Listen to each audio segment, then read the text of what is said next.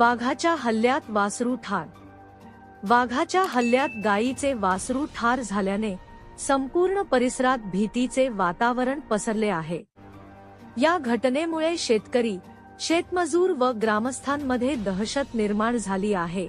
वनविभागाच्या भूमिकेबाबत नाराजी व्यक्त होत आहे.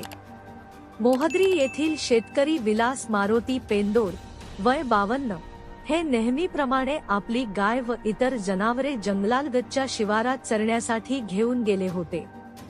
मंगळवार दिनांक 13 जानेवारी 2026 रोजी त्यांची गाभ असलेली गाय संध्याकाळपर्यंत घरी परतली नाही.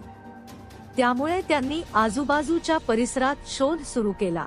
दुसऱ्या दिवशी बुधवार 14 जानेवारी रोजी सकाळी सुमारे 9 वाजताच्या सुमारास जंगलात शोध घेत असताना दबा धरून बसलेल्या वाघाने झडप घालून वासराला ठार केल्याचे दृश्य त्यांच्या समोर आले.